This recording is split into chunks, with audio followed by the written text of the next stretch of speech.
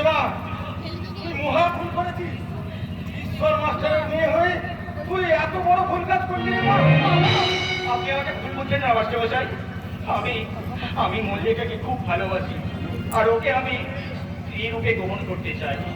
না না, তা কেমন করে সম্ভব? কেন সম্ভব নয় মাস্টারমশাই? মল্লিকা ধনীর মেয়ে আর তুমি তুমি মস্ত বড় ধনীর ছেলে, তোমাদের দুজনের মিলন হতে পারে না। আপনি ওই কথা বলছেন মাস্টারমশাই? এটাই তো সত্যি। সম্পদার হাটে আজ তোমার অনেক দাম। তোমার বাবা তোমার বিক্রি করে মোটা অঙ্কের মুনাফা করতে চায়, আর আমি আমি একজন লিডার মাস্টার।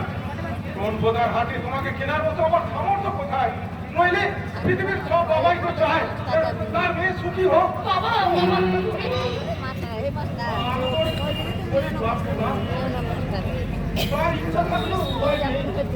বাবা তুমি আমি জানি তোর চোখে জল ধরবে, আর তোর আমি স্নেহময় পিতা হয়ে এই বলে নিজেকে সান্ত্বনা দেবো। ওরে মা, সংসারে সবার সব চাওয়া পূর্ণ হয় না। বাবা আর হারার বাজি ধরে যে তার স্বপ্ন বুকে নিয়ে তুই তোর জীবনটাকে এইভাবে শেষ করে দিস না রে মা। বাবা বাবা দাঁড়ান মাস্টারমশাই, দাঁড়ান। আমার বাবার অর্থ আছে বলে আমাকে এভাবে পরাজয় স্বীকার করে নিতে হবে?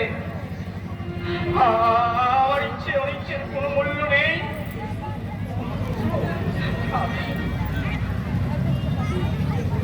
আপনি আমার চিন্তা করুন। আপনি বলেছিলেন সত্যের জন্য যে সবকিছু ত্যাগ করতে পারে সেই তো মানুষ। আপনি বলুন, আমাদের ভালোবাসা তো মিথ্যে নয়।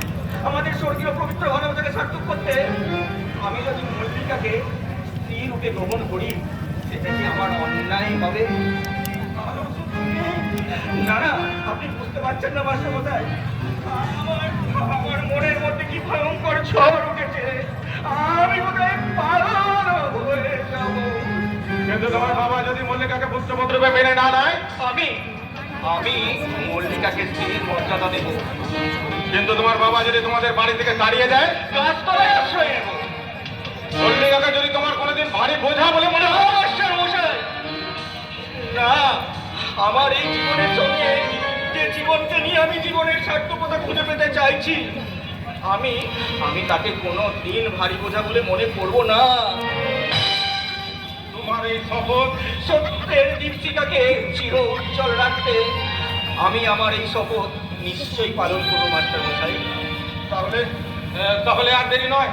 এই লগ্ন পুরুষ মশাই এসবের মধ্যে তোমাদের ভালোবাসা, আর সেই ভালোবাসাকে সার্থক করতে সেই অপরের ইলাকাকে সাক্ষী রেখে মল্লিকাকে আমি তোমার হাতে তুলে দিলাম।